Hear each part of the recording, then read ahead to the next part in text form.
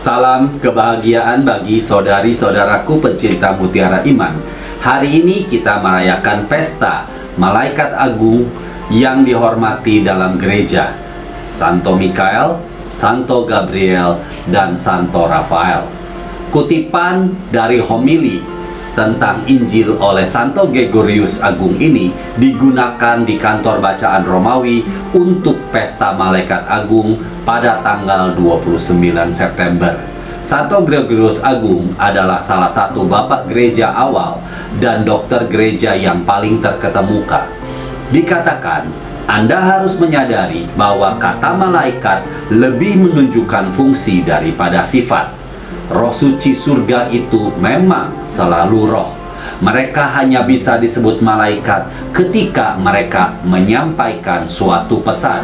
Selain itu, mereka yang menyampaikan pesan yang kurang penting disebut malaikat, dan mereka yang memberitakan pesan-pesan yang paling penting disebut malaikat agung.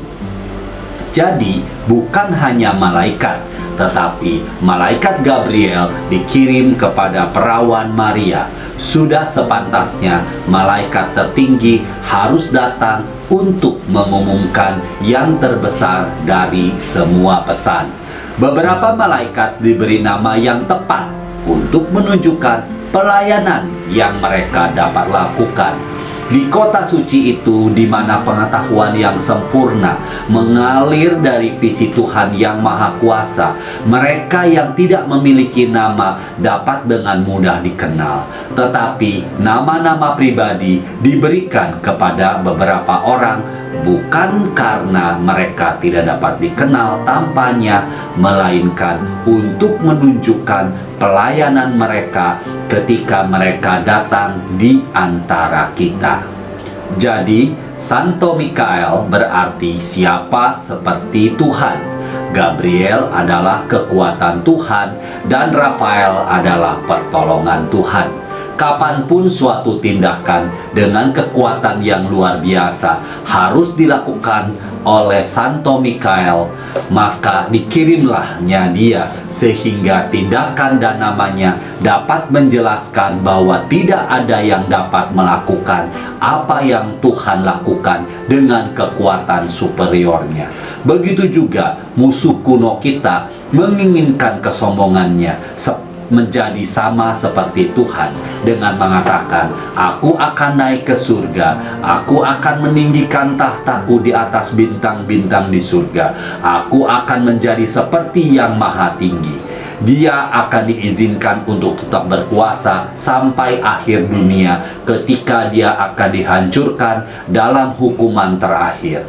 Kemudian dia akan bertarung dengan malaikat tertinggi Mikael, seperti yang dikatakan oleh Yohanes. Pertempuran terjadi dengan Mikael, sang malaikat agung. Begitu pula dengan Santo Gabriel yang disebut kekuatan Tuhan diutus kepada Maria. Dia datang untuk mewartakan dia yang muncul sebagai orang yang rendah hati untuk memadamkan kekuatan kosmik. Dengan demikian, kekuatan Tuhan mengumumkan kedatangan Tuhan dari kekuatan surgawi, perkasa dalam pertempuran.